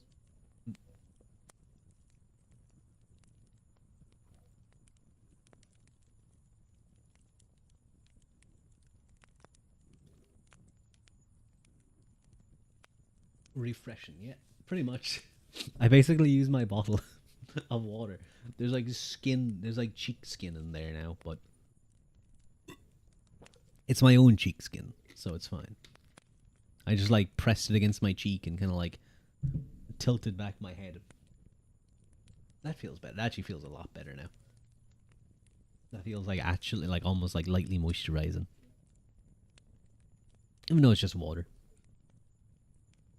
Where were we? We were... here. On the Monday, they went to Clontarf, and buried all those they recognized as their own people, and made bears for carrying the wounded. Presumably, therefore, somewhere in Clontarf there is or was a mass grave of these bodies, although as we've seen, the later traditions of the burial at Kilmainham. Nee, Rory, have a good sleep. 30 nobles who had been killed were taken for burial to their patrimonial churches in various places throughout Ireland. Then began the long march home, Donca bravely meeting head-on a rebellion by the men of Des Mumu, South Munster, and attempted ambush by the men of Osraig and Logus, both of whom drew back from the combat on seeing the courage of Donca and Dal Ceis. Truly, in the eyes of this author, he was his father's son.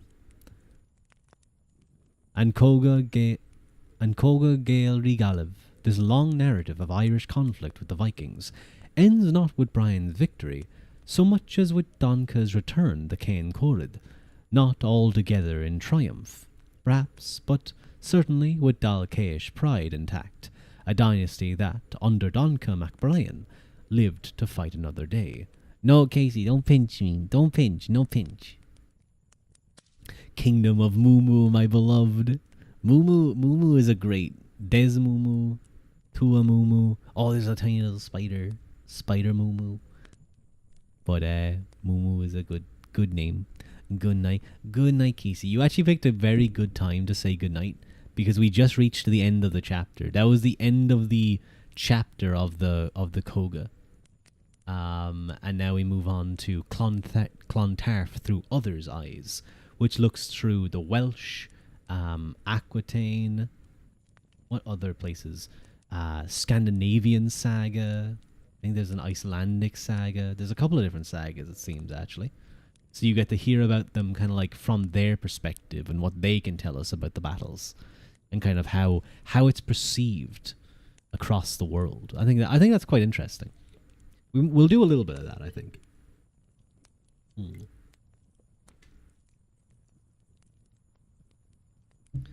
We'll do a little bit of that chapter. At least probably the Welsh. See if we get up to the Aquitaine. Ooh, I just need to check something real quick, because someone...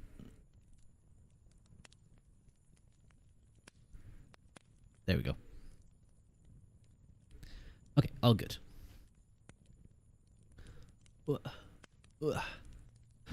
Chapter 6. Clontarf Through Others' Eyes. Given the number of people from overseas who took part in the Battle of Clontarf, it is not surprising that news of it spread not only throughout Ireland, but into Britain and to southwestern France, and less surprisingly perhaps, northward to the Scandinavian world and to Iceland, where the contemporary fascination with it meant that Clontarf became the stuff of saga, and the death of the High King so iconic that it was so called simply Bran Sorasta, Brian's Battle. Scotland lacks a tradition of chronicling in this age, and therefore there is no way to prove what we can probably take for granted, that the epic encounter at Dublin bent many an ear. In England, some months before the Battle of Clontarf, a momentous event took place when the country was conquered by the Danes, a conquest that hung in the balance following Sven's Folkbeard's death in February 1014. It is not surprising, therefore, that the Anglo-Saxon Chronicle can spare no thought for events across the Irish Sea, but Welsh writers were of a different mind. Disculpa, sabe como lego a Loquendo City? What? I'm sorry, Bjorn. I don't speak that language. I don't speak French. Not French. It's Spanish. I'm pretty sure it's Spanish anyway. I better correct myself before I get stabbed. Ugh. I wonder how the Portugal-Spain game is going, actually.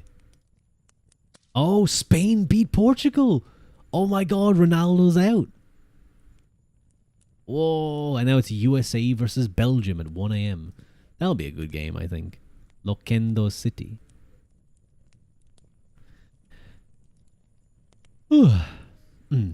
Clontarf and the Welsh. Brut. B-R-U-T. Although England was in the throes of revolutionary change at the precise moment, the Welsh annals have far less to say about it than about Clontarf. Clontarf is what interested them. Nowadays, we tend to think, for obvious historical reasons, of Wales being more closely bound up with England than with Ireland, but in Brian's day it was quite the opposite, at least as regard the men of West Wales, bordering the Irish Sea. As we have seen, that Brian was described in his obit in the Annals of Ulster as, among other things, High King of the Britons, though i.e. the Welsh, we have speculated that the explanation lies in dealings he may have had with one or more Welsh lords who had perhaps obtained his protection. It is presumably no coincidence, therefore, that in all the preceding 300 or more years covered by the Welsh annals, known as Brut y Tywysgogion, Chronicles of the Princes, there is not a single entry longer than his account of the Battle of Clontarf. You listen, I did my fucking best. I sounded Korean. Listen, let me type this out, okay? Brut y Tywysgogion. That is are the Welsh the Koreans of England and Ireland? Brut Tywysgogion. What does that mean? Am I like insulting Koreans? If I say Brut Tywysgogion? Brut Tywysgogion? That's not how you... They have a very specific way of I'm sure they have the intonations as well.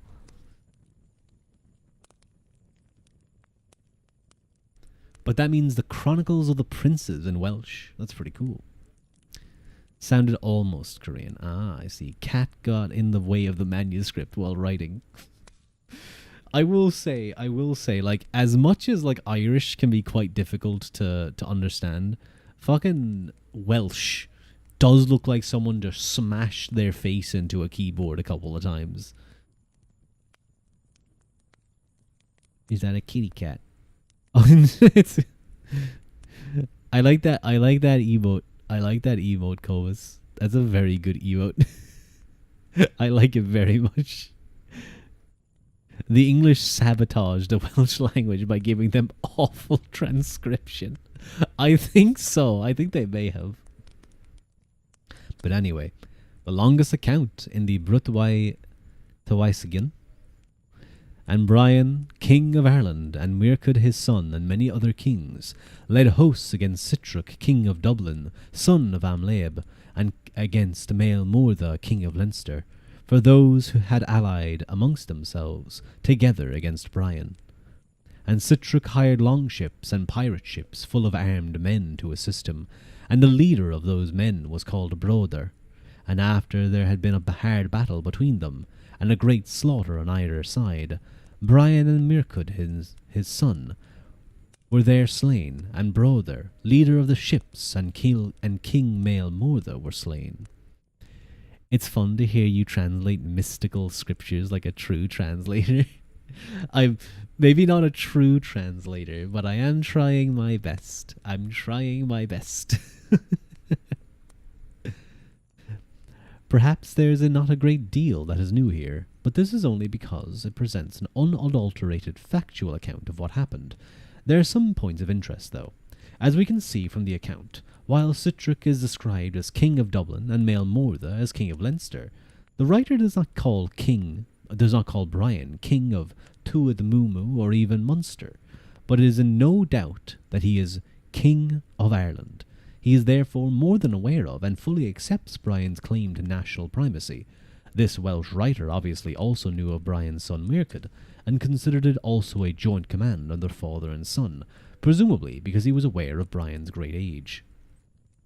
Hello Himitsu Haruki, welcome in, thank you for the first time chat. How are you? You've arrived at the perfect time? Of course you have, of course you have. What time that may be, I don't know, but any time you arrive must be perfect. So you just gotta be, and then, like, everyone loves you. Just gotta be fashionably late, and it works out. Ooh, wait, I gotta click some things. There we go. Ruadh Sup. Wait, I don't have a Ruadh Sup. That's not an emote I have. I have a Ruadh Sus. Wait. I have a Ruadh Sus. That's a pretty good emote. I like the sus emote. But yeah, we're just doing a little bit of reading, guys. I hope you guys are having a nice time. Nice relaxing time. I remember really liking this part of the book, actually, where it talks about all the different perspectives of Clontarf and how it develops. Oh, my water did like that annoying thing, you know, where you finish drinking, you drop it, and it like splashes up. It went right up my nose. No. I am reading Himitsu. I am reading Brian Boru and the Battle of Clontarf by Sean Duffy. We're nearing not the end of it. We still have like another 60-ish pages to go, but we're definitely near the end. We're I just said we're not near the end, but we're in the final bit, you know. It's a battle all about it's a story all about the great battle that took place between Brian Boru and the men of Munster and Ireland against the Vikings and some Leinster rebels. The Battle of Clontarf is sort of the prime battle that is like well known among Ireland. Shaking my head, Ruadh doesn't remember the dude who raided months ago. I do reckon the dude we raided months ago. I did recognize it. I recognize, like, I definitely know the name, but I was like, where do I know it from? I was assuming a raid, though. But thank you for popping in. It's always appreciated. Always appreciated when people pop in. Don't be mean to me, Mike. And don't call me out in front of the streamers. Don't call me out in front of the streamers, or I'll fucking beat you. No, you'd probably like that, wouldn't you? You weirdo. No, I feel like you're like a loving kind. Okay, never mind. I'm wrong. See, this is the issue. If I try and do something like that, you guys just be weirder, and I get flustered, and I don't like it. I try and intimidate you guys, like cow you into obedience, and you just be weird. Anyway, return to my book. Haruki, I definitely arrived at the perfect time. No, Haruki, I'm not usually like this. Tell them, tell them I'm not usually like a weirdo who beats his chat. Guys, I'm at your mercy, please. I know I was like threatening to beat you for a minute, but like now I'm at your mercy. I'm like on my knees. I beg you.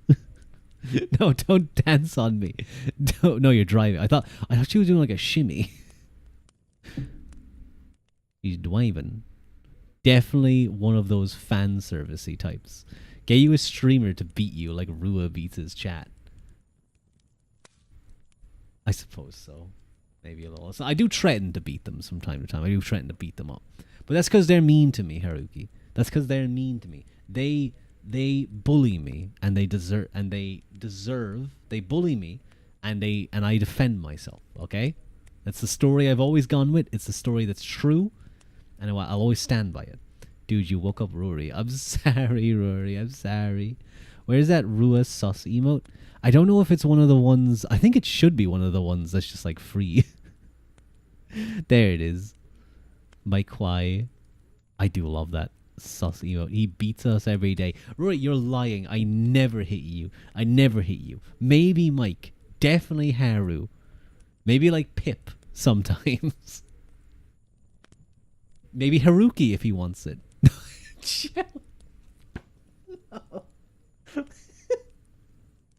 No. No. I was EP. This guy took away all my sleep. I'm sorry, Rory. Well, no, I got you to sleep. He's right. We also have to talk to the writer so he can write his story. Hmm? Wait, I think I get you. You're like saying I have to be able to give my opinion, my point of view. They're gonna lie about me, okay? They're gonna lie about me, but it's my opinion that's the truth. I'm the writer in this instance, and I'll write my story. I think that's what you mean, anyway, Comus. Yeah, I'm gonna just finish this little section because it's only small. That's what a beater would say. Don't call me a beater. It sounds wrong. It sounds like you're calling me something else. Hey, beater. No, wait. Don't call me beater either, because it sounds like you're just calling me Peter. Hey, wait, no, hang on. Hey, beater. No, I can do a better one. Hey, beater. No, come on. I used to have a good one. I used to have a good beater. Hey. No. I can't get it.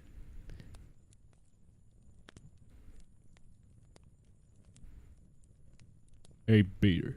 I can't do it. I can't get it. I can't get the right sound. Your best A-beater days are over, big man. I know, I'm washed up. I'm over the hill. There's no place in this world for an old beater anymore. Should have a reading session with the Jew. Wait, hang on, let me try and get into it. Hey, Peter. Perhaps there's not a great deal that is new here, but this is only because it presents an unadulterated factual account. Why do I just sound like I'm trying to be a Texan? Hey, Peter. Unadulterated factual account of what happened. There's some points of interest. I feel like this voice would be the kind of voice you go on to read, like you would hear on like a true crime podcast, you know? The house is here. It was the kind of words I could choose. Don't stop talking like a medieval writer. I like listening to you. I implore you, have mercy. There's more role-playing in the writings now. What quality is perfect. Thank you, Comus. That's very... Oh, that's a really cute... I really like the madness love emote. I love these eyes. These eyes are always the best. Yo, good night. I'm sleepy again. Good night, Rory. I guess you... The Joe voice put you to sleep, it appears. But no, I'm gonna finish this little section off, and then we might not finish up. We might just chat for a little bit, but just to get to the end of this bit about Wales. Where were we? Clearly, he too did he share the view that Brian was poorly served by allies, as he and Mirkwood led an army comprising of many other kings. Did not share the view that Brian was poorly served. They marched against Sitric Mac Amlaeb of Dublin and Maelmorda of Leinster in that order, because these had allied themselves together against Brian. Thank you, Comus, for the hydrate. Hand holding. Wait, did you just hold my hand, Haru? Did you just hold my hand, Haru? How dare you? Thank you, Comus, for the head pat. And the stretch. I will stretch. I'll stretch away from Haru. Trying to hold my hand. And Sitric certainly seems to be in the driving seat, as we are told that it is he who hired longships and pirate ships full of armed men to assist Sitric in his struggle. In the hard battle that followed, there was great slaughter on both sides, Brian, Mirkwood, Broder, and Maelmorda being slain. We are not told who won, and the impression is given that the battle was fought to a draw. This verdict apart, it is an account remarkably consistent with the Irish record, to the extent that Broder is called leader of the ships, a Tywysach Wailogu, in a phrase remarkably close to the annals of Ulster, leader of the Scandinavian fleet, Toishuk na Logsi Lochlanaki. Of course, the problem with the Welsh annals is that they took their present shape only in the 13th century, and is impossible. Yeah, Taoiseach, exact, Mike, you heard the word Taoiseach, good job.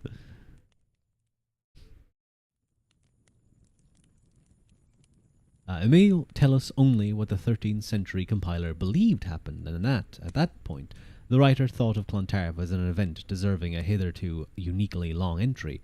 What it does not tell us is when people began to think of it as such, because presumably if 2 centuries or more later, Clontarf was still considered immensely important in Wales, those living closer in time to it must have taken it every bit as seriously. There is another, related Welsh tradition preserved in the Latin chronicle called Annales Cambriae, which had a much briefer account of the Clontarf, to the effect that Brian, King of Ireland, and his son were killed by Sitric, King of Dublin. Brianus rex Hiberniae cum filio sua Ashtun, Celiat set rege dulin ossidiator. But even that is notable, for it's insistent that Brian was Ireland's king, and his primary enemy was not Leinster rival, who is not even mentioned, but the Norse king of Dublin. And that's where we'll leave it for today. We'll leave the book there. The next part is Clontarf and Aquitaine. So that'll be interesting. Hear the French talking about it. Oh my god, Haru is on an 80 stream streak. Good job, Haru. Hand-hold. Don't hand-hold. Can't do that on this stream. That's lewd. My god. 80 stream, almost a year. What? Almost a year? What do you mean almost a year, Mike? Like I like the way your brain thinks, Mike. It's very fun. 20 more streams out. You got this, Harry. You got this. You're gonna be a century. You're gonna have that century streak. You got this. I believe in you. And then I'll call you an old viewer, and I'll be correct, because you'll have 100 viewers. What do you mean I got this? You got this. Maybe I'll stretch these next 20 streams out over 20 weeks. How does that sound? 1 stream a week? Maybe even once a month. 20 months? How would you feel about 20 months, Haru, to get up to 100? I was waiting for it. Stream more. I should stream more. I'm just I am very busy right now. I will say I am exceedingly busy. For this week, probably next week, but things will calm down, I think. I'm not too sure if that thing I told you guys about in England, is going ahead.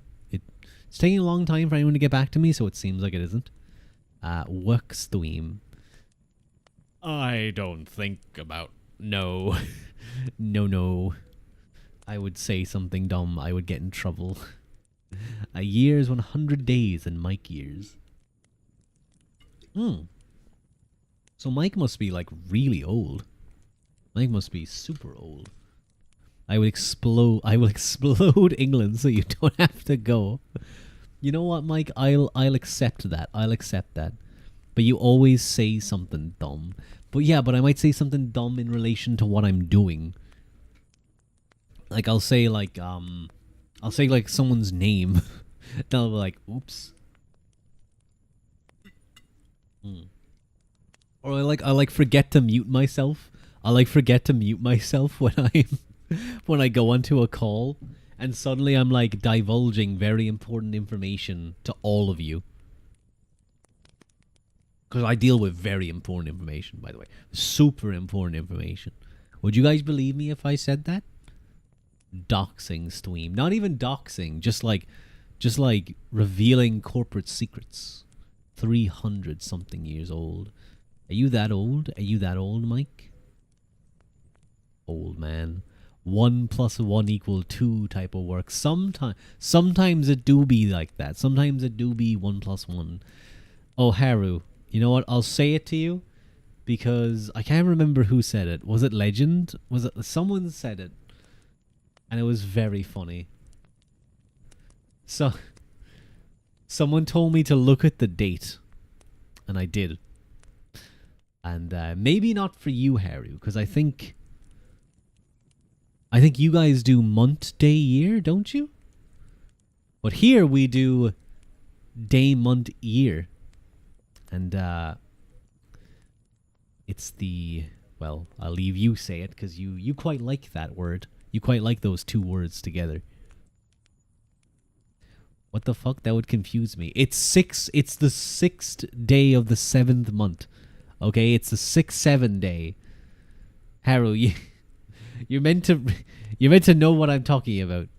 6-7. There we go. There we go. It's like a trigger. It's like a trigger. I say it, and you just type it really quick. Well, technically, that's what is that? That's 67,676,776. My brain is fried. Dude, it was the 7th of June and Americans were trying to convince me it was 6-7 day.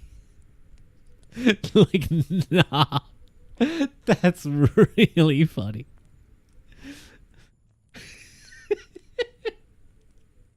Yeah, like there's a reason they had to call it the 4th of July, because if they called it, the 4th of the 7th of the 4th.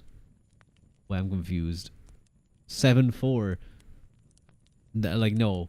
I'm very confused. I've confused myself now. I was going to say Tanavata, but that's in 35 minutes. Ah. Oh, yeah, it's almost midnight. I'm outside. Why are you outside? Why are you touching grass, Saru? You might die if you touch grass. I might be Americans. They're doing well, but they have their biggest test ahead of them with Belgium. I'm not staying up to watch that game because that's way too long. And with the added water breaks, they've managed to add like 2 new advert timings. What I do like is that a lot of places aren't doing adverts. You get the water breaks, and then you just get shots of the crowd, of the teams, of discussions, and it's like, oh, so there's stuff going on. Whereas in American sports, as I've watched some American sports on, like, let's say, east of certain streams, I'll say it that way, I get, like, the American adverts, and it's every time there's a break. I am astounded how much advertising actually exists in American media, especially like basketball. Basketball is the worst one because they take a break every time there is a, what's it called again, like a timeout. I hate ads. Capitalist hellhole. No, like, it's ridiculous. especially when it gets near the end of the games and if it's really, really like close. So what ends up happening is like if it's really close and both teams are like, there's only like 10 seconds left on the shot clock, they'll start like using their timeouts loads so that they can like have a preset game plan to score a basket. But sometimes, well, like what will happen is like one team will use a timeout. They'll go to commercial. They'll come back with their set play. They'll do their set play. Maybe they score. Another team will call a timeout because they want to get their set play at the end. Another bunch of ads will play. Then they might score, or the game goes out. Another whistle goes. Ad break. It just goes on and on. And it's like you get legitimately like 5 seconds of game and like 2 minutes of adverts. I'm reading the Orange Bible and I get an ad in the middle about what? I'm reading the fucking Orange Bible and I get an ad in the middle where they're about to fuck. Harold, what's the Orange Bible? Oh, we were talking about the wolf boy that you really liked, Haru. Valko, we were talking about him. I was saying that like they were saying that like there's a pushback now to bring him back.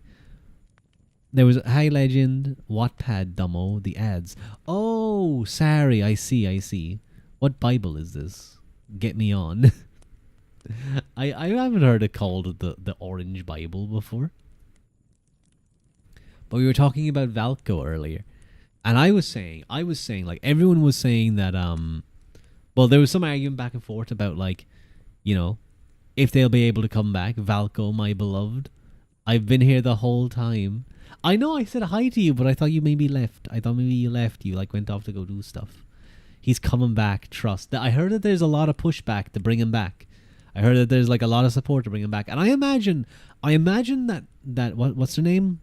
Lads anyway, would want to bring him back because it's just wasted money if not. They're arresting the femcells who oh wow, that's I don't even know the guy.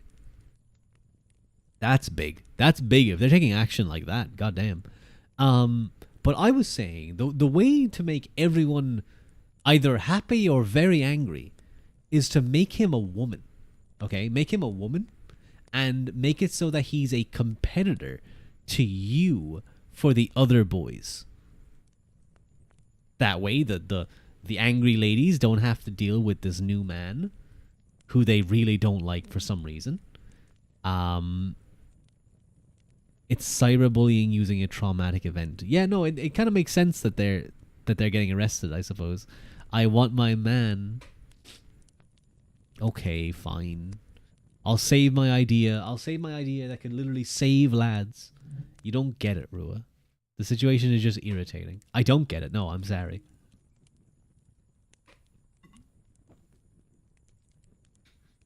I just think there's a lot of puppy boys out there. We need the wolf boy. You know what? Fair enough. They probably do some really good stuff. You want that puppy boy in like tied up on a chair. I saw that lads event before. I think I was shown that lads event by someone. Was it Mike or Fua?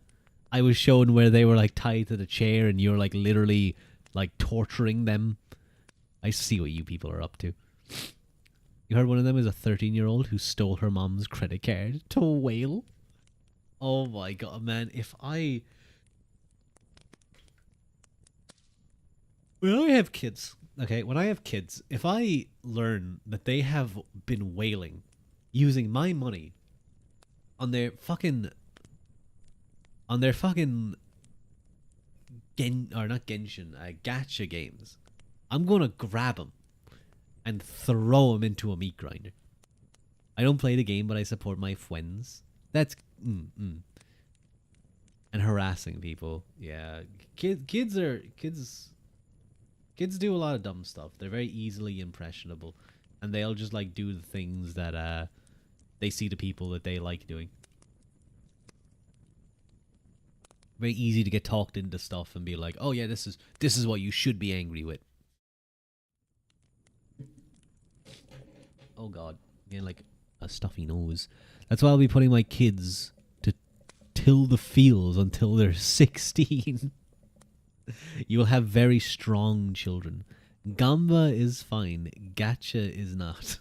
Rua ua quilta. July 6th. You'll have very strong children, Mike. By the time they're 16, they'll be so strong. They won't have any idea about meme culture. But maybe you can like put some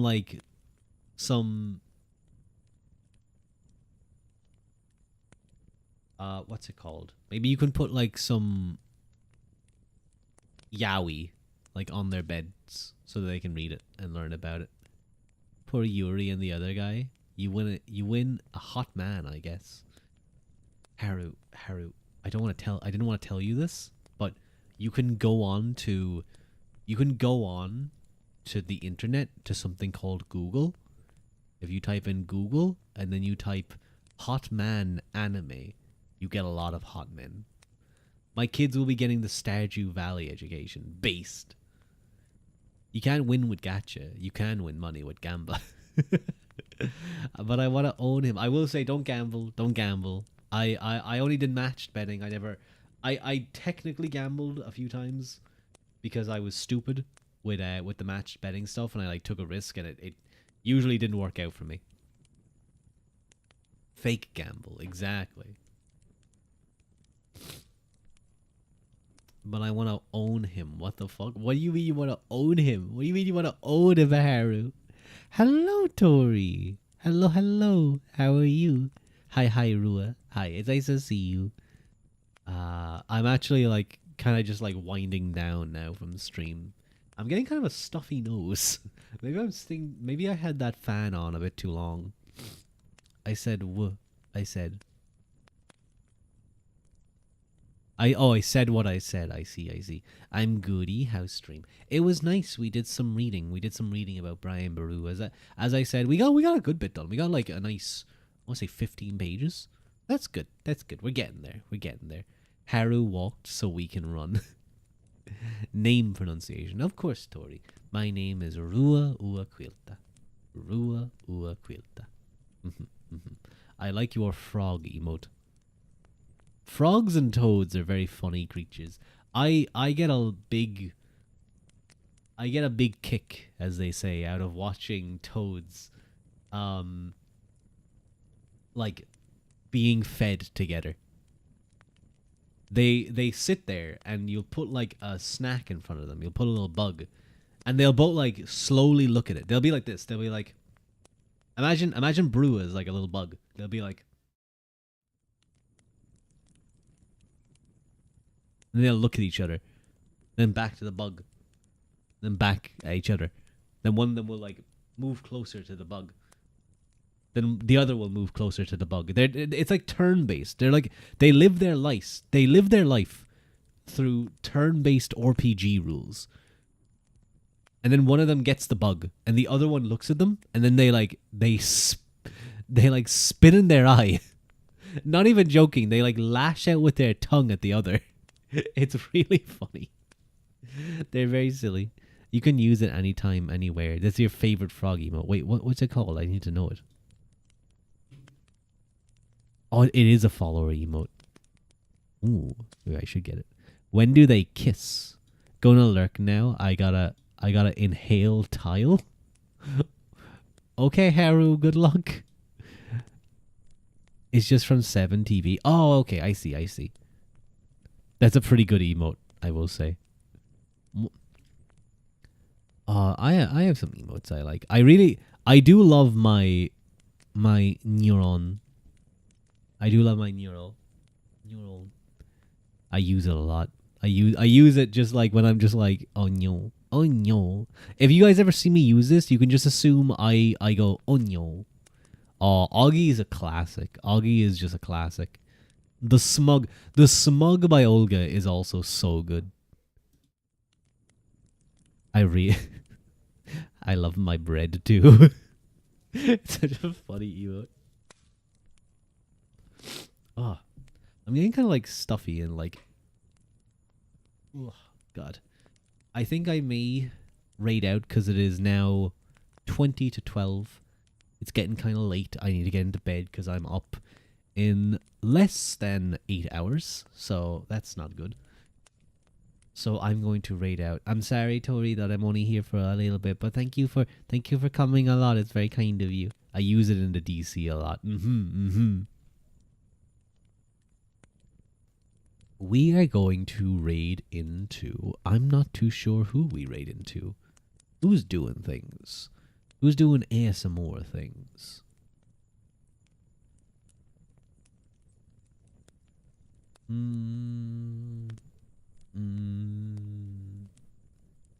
Oh, you know who raided us recently, actually? Digby Cat raided us recently. And Digby Cat's based. He has a very great voice. I wonder if there's someone called Not Sure VT. Maybe I should try that someday. But yeah, we're gonna raid the Digby Cat. He's a cool cat. He's not doing ASMR, but he's... Oh, that was a grenade that just went off. Well, you know what? That works too. Thank you for stream. Now I can start the day right. Have a good day, Mike. Have the best of days. And not the worst of days. Dude, he better not be screaming or something. He doesn't scream. He has a very nice, like, British accent. You'll see. Digby's a cool guy. Raid, sub-raid. Yeah, that's fine. Rule raid. I'm very lazy with that. I remember I had an idea for something. Oh, thank you, Tori. You're gonna remind me. I had an idea, but I was like, maybe not. But yeah, I'm gonna send you guys off to Digby. Kind of sharing back that raid.